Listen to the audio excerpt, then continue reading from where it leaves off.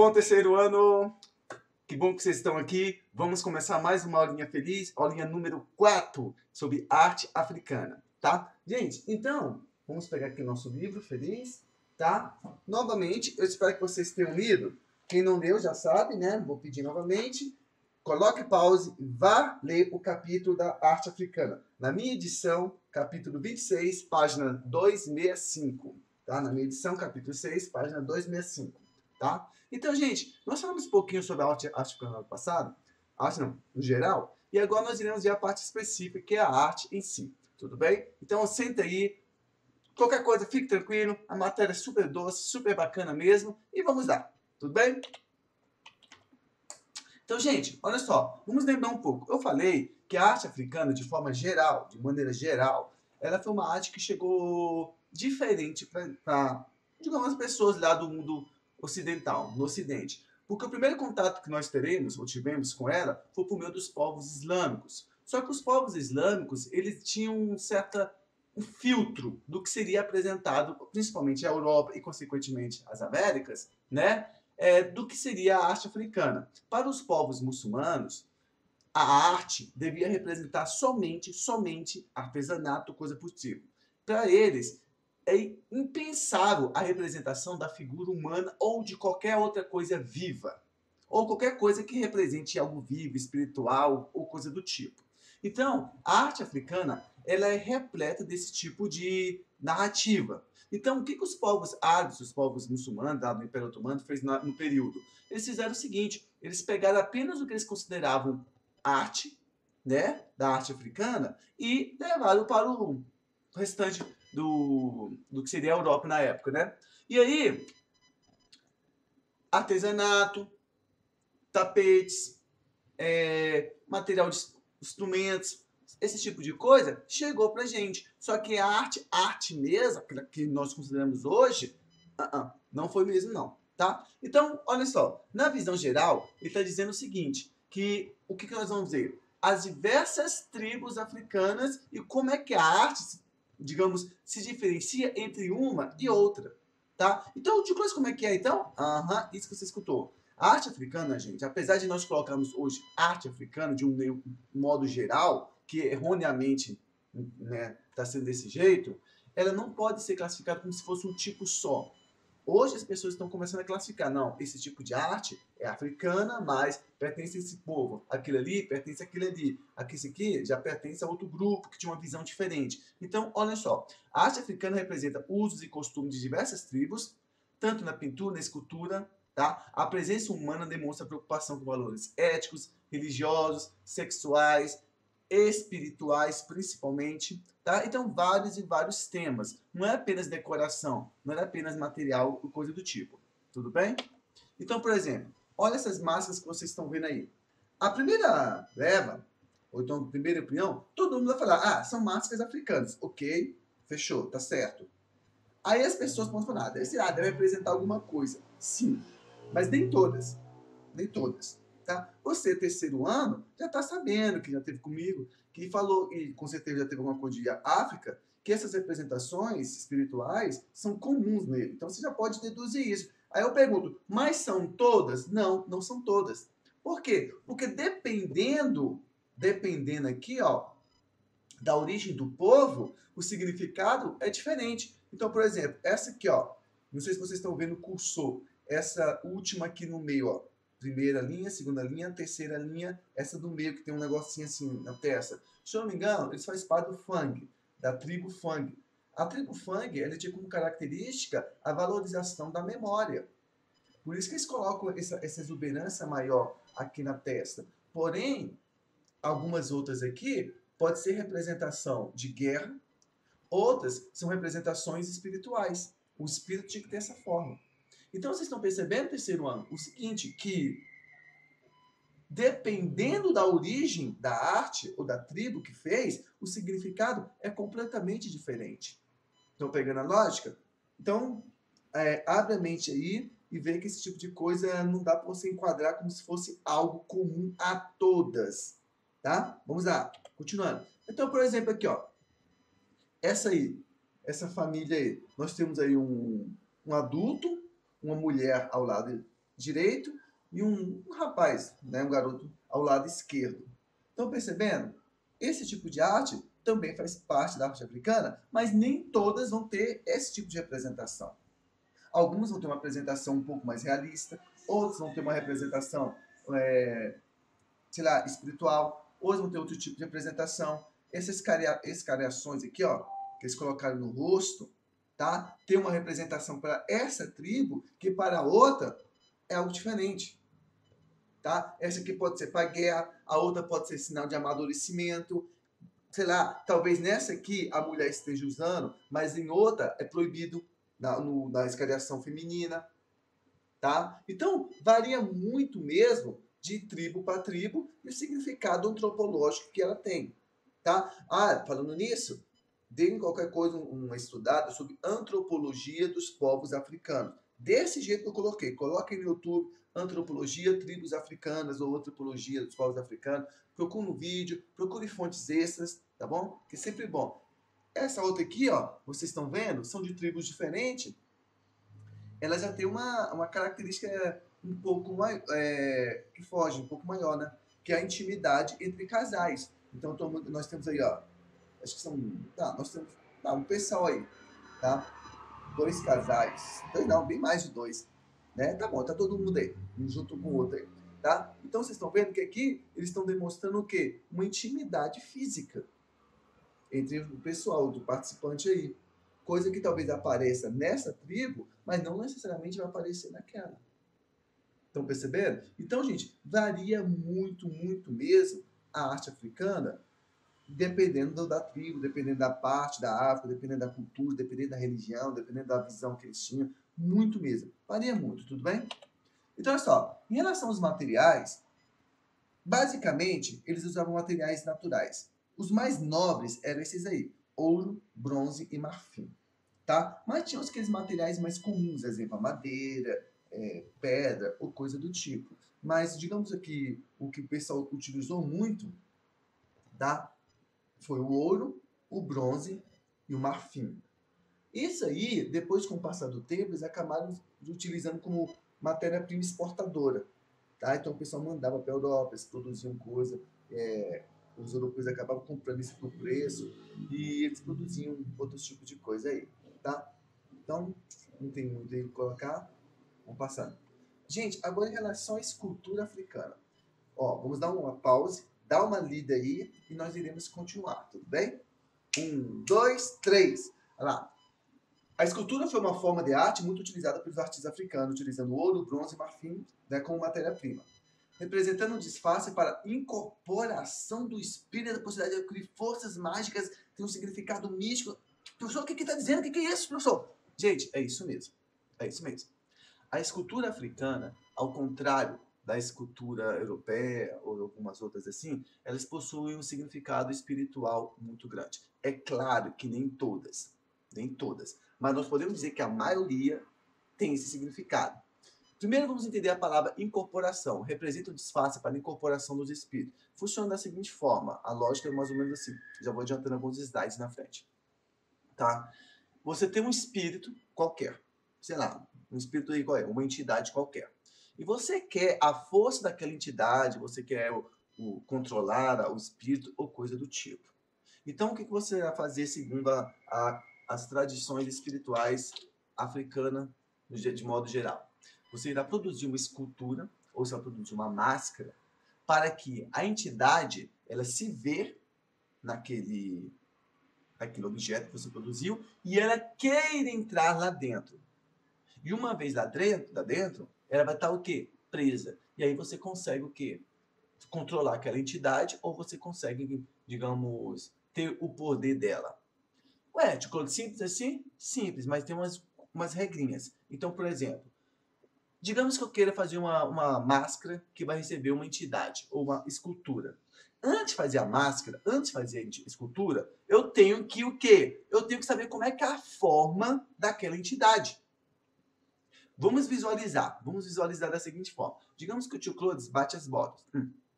Bateu as botas. Aí você, caramba, que bodega! O tio Clodes bateu as botas. E ele não terminou a matéria toda e amanhã tem prova. Já sei. Vou fazer uma escultura do tio Clodes para o espírito dele, o fantasminha dele entrar lá dentro e eu conversar com ele como é que vai ser as questões da prova. Aí você faz uma escultura minha que não tem nada a ver comigo. Aí quando o meu fantasminha estiver passando, quando o meu fantasminha estiver passando, eu olho, nossa, uma escultura. Aí eu, que pena, essa escultura não é para mim, não parece comigo. O que o meu fantasminha faz? Ele passa direto, ele vai embora. Ele não entrou dentro da sua escultura, ele não entrou dentro da sua máscara. Perceberam? Agora você fala assim, não, vou fazer uma escultura porque eu tenho uma foto aqui do tio Clodes, eu sei como é que ele é. Fez a escultura. Exatamente parecida comigo. Quando o meu fantasma ia passar, aí o que ele vai pensar? É o meu corpo. Estão percebendo a lógica? É o meu corpo. Então ele vai entrar dentro da escultura ou da máscara e aí naquele momento, segundo as tradições dos caras, você tem contato com o meu espírito, você tem contato com a entidade e você é capaz de conversar, controlar ou algo assim do tipo. Estão percebendo a lógica? Então é mais ou menos desse jeito que a escultura africana é utilizada em grande parte do continente. A possibilidade de criar forças mágicas e máscaras tem um significado místico importante. Todo mundo já viu aquele filme do Máscara? É um filme genial. O filme é bacana, o desenho é bacana, o videogame é legal. Agora, vocês repararam que o Stanley Ipkiss, quando ele pega a máscara e coloca, o que ele faz? Ele recebe o poder da máscara. É exatamente daí, ó. Exatamente o poder. E eu não sei se vocês conhecem. Apesar do filme, o Máscara, ser a máscara de Loki, no filme é colocado como máscara nórdica, ou seja, germânica. Mas no quadrinho original mesmo, a fonte, não é uma máscara nórdica, é uma máscara africana. Estão percebendo? Porque isso é característica, essa característica de você pegar a máscara e colocar no rosto e receber a força do espírito, é característica das esculturas e das máscaras africanas. No filme, eles modificaram isso por questões óbvias, né? Questões de preconceito, para não queria criar problemas futuros, ou qualquer coisa do tipo. Estão percebendo? Então, olha lá. A arte africana se usa em rituais, funerais, etc, etc. Então, por exemplo, nós temos essas aí de tribos diferentes. Cada uma dessas aí que vocês estão vendo, gurizada, cada uma dessas que vocês estão vendo, elas são o quê? São a personalização de um espírito. Então, por exemplo, quando o artista, o escultor, o Ngaga, daqui a pouco eu vou falar o que é, quando ele vai fazer cada uma dessas, ele tem uma noção de como é a forma física daquela entidade para ele, ao fazer a escultura ou a máscara, a entidade se ver naquela escultura e queira entrar lá dentro. Estão pegando a lógica? Então, tudo bem. Alguém pode estar fazendo a seguinte pergunta. Tio Clóvis, como é que ele sabe como é que é a forma da entidade? Não faço ideia. Não faço ideia. Eu juro que eu pesquisei a respeito. Aí, as perguntas, as respostas são respostas muito espirituais, muito religiosas. Eu falei, cara, acho que isso não tem nada a ver. Sabe? Mas digamos que, segundo a cultura deles, é essa forma aí. Então, igual pra gente, quando a gente desenha um fantasminha, aquele fantasminha assim, como parecendo um lençol, ninguém sabe onde tirou aquilo, mas então eles têm mais ou menos essa forma também. Então aí, ó, cada um desses aí é uma representação de uma entidade, tá? Esse aqui, ó, esse primeiro aqui é uma representação de uma entidade, esse segundo é uma representação de uma entidade, esse terceiro é uma representação de uma entidade. O artista que fez, ele sabe que para pegar o poder, a força ou controlar esse espírito, ele tem que fazer desse jeito aí. Outra pergunta me fizeram, tio Clodes, e se alguém fizer mais de uma escultura com a mesma forma, o que acontece? O fantasminha vai entrar nas duas? Gente, a lógica é essa mesmo, vai entrar nas duas. Não me pergunte como, é um mundo sobrenatural, tá? Passando. A incorporação do espírito, então, como eu falei para vocês alguns minutos atrás, ele tem essa característica muito forte, tá? Então, por exemplo, aí, ó, cada uma dessas, nesse caso já seria um elmo, lá na frente eu falo o que é, tá? Cada um desses aí é uma característica de uma entidade. Então, a personalização física dela, se ela fosse aparecer na sua frente, assim, em forma física, ela teria essa aparência aí. É muito esquisito, né? Então, olha só, para estabelecer a purificação e a ligação com a entidade sagrada, são modeladas em segredo na selva. A forma do espírito da pessoa a quem ele pertenceu diz respeito também à forma que a escultura deve ter no final. Pegaram a lógica aí? Então, isso aí que o escultor ele deve ter cuidado. A forma que a escultura tem que ser exatamente a forma da pessoa ou da entidade que antes, tá? Aí, por que é modelado em segredo na selva? Aí é uma característica mais também antropológica, tá, gente? Espiritual, né? Resumindo, as pessoas não podem saber que você está tentando ver aquilo, ou pegar aquilo. É como se fosse fazer um ritual religioso, então não é bom ficar aparecendo as coisas tudo. Mas também tem um sentido da selva, da madeira. Por quê? Lá na frente vocês vão ver que a maioria dos escultores, eles pegam uma madeira verde. Deixa eu adiantar logo aqui, tá? Ah, não é agora não. Então, é uma madeira verde. Por quê? Porque o espírito, ele precisa de um corpo vivo. É muito viagem, né? Eu sei. E o espírito, ele precisa de um corpo vivo. Então, quando o artista, o escultor, ele vai na floresta, o que ele faz na selva? Ele está procurando, na verdade, uma madeira verde, uma madeira viva, uma árvore que não tenha sido derrubada. Então, ele pega aquela árvore, ele derruba, tá? E aí ele usa para fazer o quê? A escultura. Aí nós temos duas explicações aí. A explicação artística e a explicação antropológica. Que daqui a um minutinho eu passo para vocês, tudo bem? Então, olha só. A religião africana, como vocês perceberam, vamos lendo aí, tá? Ela é muito evidente, ela é muito forte, tá? As civilizações africanas têm uma visão simbólica da vida, cada indivíduo é parte de um todo, ligados em função do cosmos, até na busca pela harmonia, de equilíbrio, tá? E tudo mais. E no Brasil é o candomblé e o culto a Egungun. Que quase não entendi. Então, olha só. Aula passada, eu disse para vocês que, dependendo da tribo africana, eles vão ter culturas diferentes, inclusive religiões diferentes. Tá? E no Brasil, vai chegar diversas tribos. Assim como nos Estados Unidos, vão chegar diversas tribos, tá? Dependendo do lugar. Cada tribo diferente. Só que essas tribos, ao chegarem aqui, elas se misturaram. Tá? Elas se misturaram e acabaram virando uma coisa só. Então, no Brasil, a religião africana que teve mais força, que chegou em maior quantidade, foi o candomblé e o egungun. Que aí, digamos, se misturaram e hoje a gente chama de macumba ou de candomblé, erroneamente falando assim, se eu estiver errado. Tá bom, então? Mas se você for nos Estados Unidos, como eu falei aula passada, aí eles não vão ter essa religião. Porque não chegou lá. Ou se chegou, é tão pequena que estatisticamente não faz diferença alguma. Né? Lá, o voodoo já é grande quantidade. Se você procurar história de Nova Orleans é como se fosse a Bahia, lá dos Estados Unidos, assim como aquela cidade chamada Baltimore, um estado chamado de Baltimore. Então, é como se fosse a Bahia deles lá, uma grande quantidade de tradições, uma população afrodescendente gigantesca. Tá? Então, vocês vão ver que tem essa característica do voodoo. Não. Mas se você chegar e falar, ei, cadê o terreiro da macumbinha aqui? Onde é que rola a macumbinha? O pessoal não vai saber o que é. Não vai saber porque eles não escutaram isso. Não sabem, não tem nem noção do que é. Aí, da mesma forma, se alguém chegar aqui e falar, ei, cadê? Vamos fazer o voodoo aqui? Você vai achar engraçado porque o que a gente tem de voodoo é o desenho do pica-pau. Do voodoo é Frajacu. Estão percebendo? Então, essa questão cultural é muito grande, é muito diferente, dependendo do país onde recebeu a herança africana, tá bom? Então, olha só, essa foto aí é uma característica de religiões africanas, no caso, Brasil, tá? Então, não é o candomblé, é um outro nome, só que me foge a memória, tá? Me foge a memória do que é, mas aí vocês estão podendo perceber que é uma dança junto com invocação de coisas do tipo. Eu não sei como é que é o nome, mas tem um nome certo aí, não me lembro, não vou me lembrar qual que é.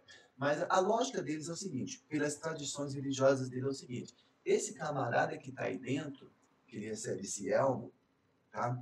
Esse elmo, ele na verdade, ele serve de, digamos, de caminho para a entidade chegar. Resumindo, eu vou falar de uma forma bem popular, eu não sei usar o termo técnico, ou o termo religioso. Resumindo é o seguinte, o camarada que está aí dentro vai receber a entidade dentro dele. Então, o corpo dele é usado para a entidade falar com as pessoas que estão aí invocando, né?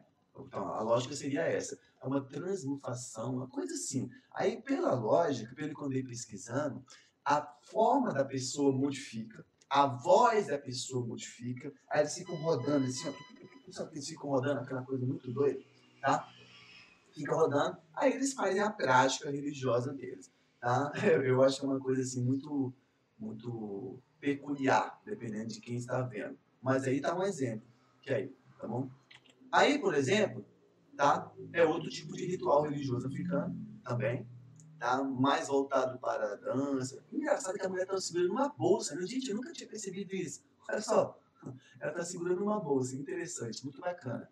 Aí é o pessoal aí mais festivo e tudo mais. Gente, o que é interessante é o seguinte, claro que todos nós temos as nossas heranças culturais, nós temos as nossas heranças espirituais e tudo. No caso da arte africana, ainda hoje em dia, ela é muito, digamos, vista com aquele olho assim desconfiado.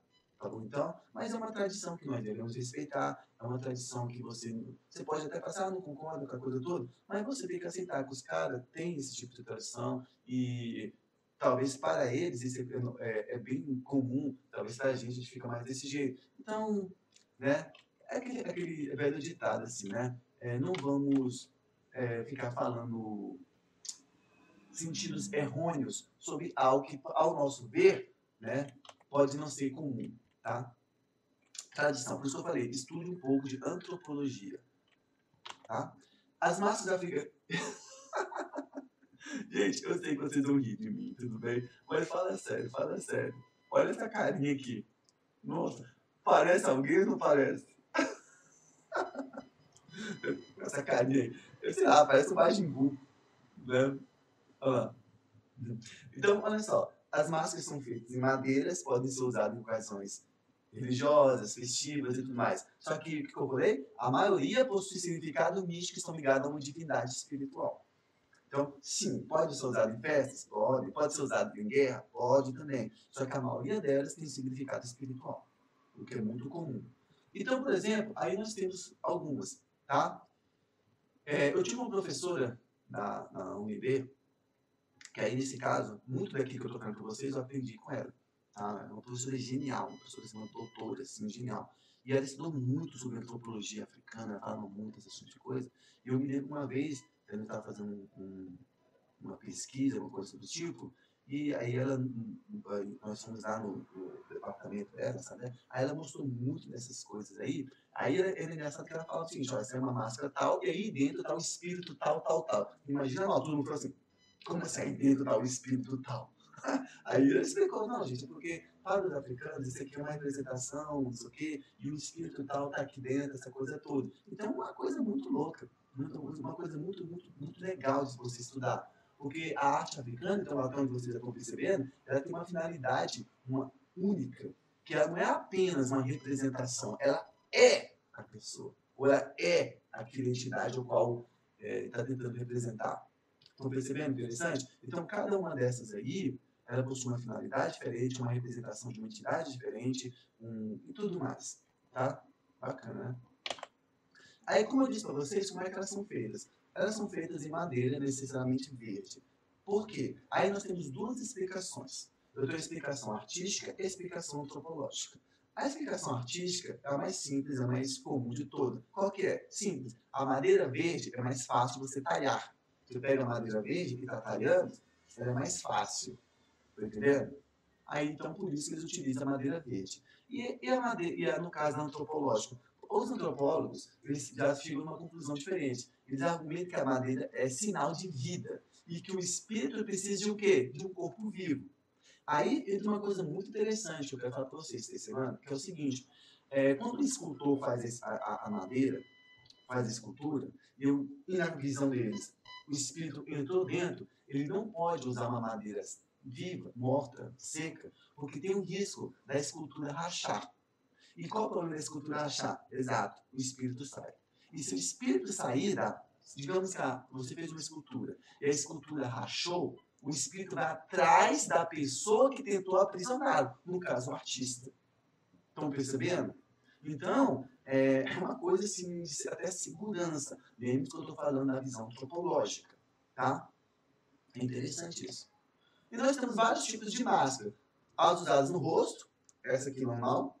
As colocadas na cabeça, porém sem cobrir o rosto, semelhante a um capacete. Você coloca aqui e ela fica assim na sua cabeça, assim, ó, como se fosse uma representação. E é o estilo elmo, que ela cobre a sua cabeça e parte do seu busto.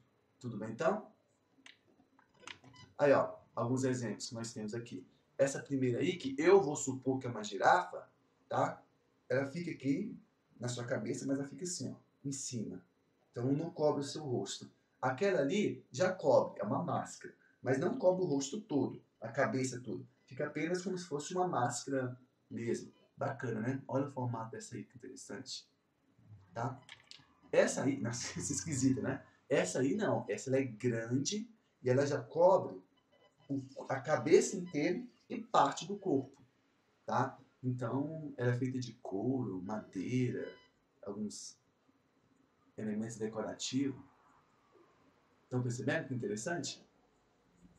Tá? Olha essa aí. É um elmo também. Parece um zumbi, né? Estranho. Gente, esses são os povos destaques. Alguns deles não existem mais, outros acabaram mudando de nome, se misturaram com outros povos e criaram outro, e outros foram conquistados, e outros, alguns existem ainda, tá? Igual os bananas. Então são esses: Chouk, Yomba, Yombé, Cota, Bamana, Yorumbás, Burkina, Fang e Senufos. Esses são os principais, eu tirei do livro, tá? Mas com certeza tem outros. Então, Chouk. Gente, o Chouk, esses aí que vocês estão vendo, eles têm uma característica interessante, né? Eles gostam de apresentar a figura do caçador. Foi uma tribo guerreira, não existe mais. Foi uma tribo guerreira, tá? Então eles valorizavam muito a figura do caçador, do guerreiro, do homem assim, forte, aquele que ia conseguir caça ou conquistar terra, né? Então, ó, originado do reino de Luba, se espalhado por todo o continente. Então, foi aquele povo que se espalhou e depois cada grupo meio que virou um outro diferente. Tá? Sua arte é focada na figura do caçador e do herói. As formas são entalhadas com olhos grandes e testa com destaque. Tá? Então aí não é uma entidade, é a figura de um guerreiro. Então eles valorizavam muito a figura do guerreiro e tudo mais. Aí nós temos outros exemplos, tá? Aqui, ó, esse aqui do meio é um guerreiro, ele está segurando aqui um... Eu vou supor que seja um pato, uma coisa assim do tipo, tá? E aqui é uma mulher. Gente, vocês vão perceber que a figura feminina na arte africana, ou nas religiões, da cultura africana, é muito forte, tá? Aparece muito, então eles valorizam muito a figura feminina, seja por questão de divindade, seja por questão da fertilidade. Então tudo isso apresenta. Aqui é uma mulher, tá? Dá pra ver aqui, ó, os seios dela, a área genitália, e aqui é um homem, também aqui, ó, área genitália masculina, tá? E aqui pode perceber o seguinte, que ela não tem escariações, o homem já tem. Estão percebendo? Diferente daquela outra lá, que tanto a mulher como o homem tinha. Isso aqui não é um guerreiro. Isso aqui é uma representação espiritual também, tá? Então, não sei qual é o nome, mas aqui é uma representação de uma entidade. Então, com certeza, segue a mesma lógica. Gente, olha o tamanho da boca desse troço. Muito esquisito. Yombé. Yombé já é um caso à parte. Yombé, gente, não sei se a pronúncia é essa mesma que eu tô falando, os Yombé, eles valorizavam muito a feitiçaria. Muito mesmo. Então, a arte deles tinha como característica realmente o uso em rituais de feitiçaria, sei lá como é que vocês querem chamar, tá? Então, o que acontece? O escultor, ele fazia a escultura, só que ele não terminava ali. Uma vez que estava pronta, ele ia levar para um feiticeiro chamado Ningaga. Ningaga é como se fosse um feiticeiro, um líder espiritual, coisa do tipo. Aí o Ningaga, ele vai terminar a escultura colocando um jeito de prender, amarrar o espírito lá dentro. Então a lógica é o seguinte: o escultor vai fazer uma obra para pegar o espírito tal. Ele fez. Aí o espírito, pela visão deles, pela antropologia deles, o espírito entrou lá dentro. Só que não terminou. O que vai acontecer? Aí ele leva a escultura para o tal do Ningaga e o Ningaga vai dar um jeito de terminar a escultura colocando elementos que vão aprisionar ou dificultar, né, a saída do espírito de dentro. Então, por exemplo, essa escultura que vocês estão vendo aí, ó, o que o Ningaga fez? Ele colocou esses vários pregos, vou chamar de pregos, tá? Não sei, vários pregos para prender o espírito lá dentro. Não me pergunte como. Então, olha só, a arte busca representar a força da divindade. A escultura, quando é finalizada, é apresentada ao feiticeiro Ningaga, onde ele faz um ritual para colocar poder na escultura, para prender o camarada. Ó, as esculturas da tribo Yombé são carregadas de vínculos místicos e de uso em feitiçaria. Vocês estão vendo, então, por que a arte africana, quando chegou na Europa, o pessoal ficou meio assim, opa, opa, o que é isso? O que é isso? Porque todo mundo achava que a arte africana resumia aquilo que foi mostrado pelos povos islâmicos. Tapete, tecido, elementos de decoração, artesanato no geral. E não é. Não é mesmo. Olha aí o exemplo. Estão vendo? Aí, ó. Outros exemplos que nós temos aí. Esse aqui ficou muito estranho, né, gente? Foi prego, tem corda, tem qualquer coisa pra amarrar o camada lá dentro. E vocês estão vendo que ele tá com uma lança assim, ó. Ele tá com uma lança. É muito interessante. Quem for cursar antropologia na UNB, se prepara, que você vai estudar muito a fundo isso aí. Ó, esse aqui, ó. Bem diferente. Essa aqui, eu não sei se é uma entidade ou é uma mulher. Eu acredito que seja uma entidade. Tá? Pode passar? Passando. Cota, tá? Gente, os cotas é o seguinte, assim como os Yombé, eles valorizam a questão espiritual. Então, eles têm, o mais famoso deles, eles têm uma coisa chamada relicário. Ticlões, o que é relicário? Relicário é um objeto onde você colocava os restos mortais da pessoa para invocá-la. Então, a lógica é o seguinte, tá? Eu faço o relicário e toda vez que eu quiser conversar com um espírito, uma entidade ou um antepassado, eu pego um resto mortal dele, um osso, fio de cabelo, unha, dente ou coisa do tipo. Eu coloco lá dentro, aí na visão da cultura, do local, você consegue conversar ou você consegue invocar aquela entidade. Então, olha só, vive no que hoje é o atual Gabão, sua arte busca representar figuras sobrenaturais. O mais comum é o relicário, onde é guardado o resto mortal dos antepassados usados em cerimônias. Então, é muito comum entre os cotas, ou foi muito comum entre eles, o seguinte, quando uma pessoa morresse, então, eu não sei se eles enterravam, cultivam, mas era muito comum eles pegarem alguns restos mortais e guardarem dentro do relicário. Que aí, em tese, aquela pessoa sempre estaria junto com a casa, tá? Ou coisa do tipo. Aí, ó, esse aqui é um relicário. O compartimento onde coloca o resto mortal é aqui dentro, aqui atrás. Tem um compartimento que você coloca. E aqui é uma representação, não é arte africana, é uma representação europeia dos Cota, tá? Ó, é uma representação, como eu disse, não existe mais. Então nós temos aqui uma galinha, aqui eu não sei o nome disso, uma bacia, e aqui atrás, ó, os relicários, que é o mesmo que vocês estão vendo aqui, ó. Tá vendo aqui, ó? É o mesmo, só que aqui é o desenho, tá? Então é colocado lá dentro os restos mortais, então na visão deles tem a conversa. Bamana. Os Bamanas, gente, estão vivos até hoje. É uma tribo que continua existindo e, diferente dos outros, eles não são muito ligados com a questão espiritual, não. E, na verdade, a arte deles é muito mais voltada para rituais de fertilidade. Tá? Então, eles se enfeitam com plantas, com cores, pintura corporal. Eles fazem ficar uma coisa bem, assim, visualmente colorida. Tá? E aí, o que utilizam? Eles utilizam a arte, ou essa representação de forma, de escultura, em diversos rituais. Olha lá, além de rituais de dança, qual invoca a força da natureza, usam máscara. Os bananas associam a arte com o quê? Com a fertilidade. Então é por isso que estão vendo muitas cores, porque é um sinal de vida para eles. Tudo bem? Interessante, né? Yorumbás. Os Yorumbás, eles gostam muito a valorização da mulher. Então eles têm muitas deusas, tem muitas entidades femininas. A mulher é chefe de sociedade, então é uma sociedade matriarcal, tá? Então eles valorizam muito a mulher. Então, olha só, vive atual na Nigéria, são especialistas na produção de arte feita em marfim e a arte usada como forma de reverenciar a mulher. Então nós temos aqui. Só que o Orumbá, gente, ó, você fica pensando, que coisa é mulherzinha, mas olha o nível desse aqui. Estão vendo aqui, ó? Temos essa aqui, bem mais simples, mas olha o nível dessa. Gente, aqui, ó, chegou a um realismo que vocês não viram nas outras, né? Madeira. Então ficou muito bem feito mesmo. Então, os Orumbás, ó, eles conseguem fazer uma coisa assim muito mais estilizada, mas também conseguem fazer algo assim muito mais real. Tá vendo? Essa aqui, eu não sei, eu pesquisei a respeito e talvez eu tenha encontrado, talvez não, perdão, eu tenho encontrado duas respostas que talvez, né, não tem uma coisa a ver com a outra. A primeira é que é um jogo. É o PT, gente, não parece um jogo. E a segunda é que é uma forma também de invocação de espírito e coisa do tipo. Eu não sei qual é o nome, me fugiu o nome agora. Mas vocês já viram aqueles búzios, né, que a pessoa joga assim, ó. Búzios, é isso? Não sei. que ele joga assim a pedrinha e diz o futuro, coisa do tipo. Então é algo aí. Aí vai depender aí, tá? Quem tiver uma informação, coloca aí nos comentários. Gente, aí são os fang. Os fang é uma coisa mais interessante também. Eles valorizam muito a questão da memória. Então, os fang, a escultura, ela tem que função de acumular e passar conhecimento antigo.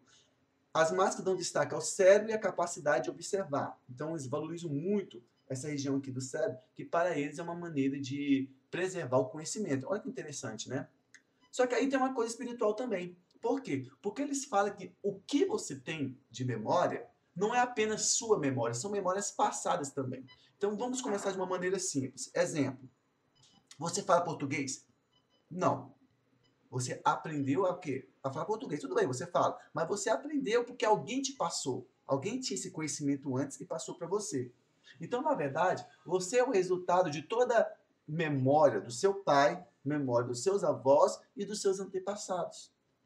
Então, tudo isso chegou em você. Então, na visão dos fang, né, algumas características que lá na frente nós iremos falar isso também, quando nós estivermos estudando surrealismo, eu estiver falando sobre a mente humana, algumas características dos fang, eles falam que, vez ou outra, a personalidade dos seus antepassados, eles se manifestam em você, dependendo da situação que você precisa. Então, por exemplo, na visão religiosa dos fang, lá no Freud é uma visão psicológica, mas deixa lá para frente, que não interessa agora.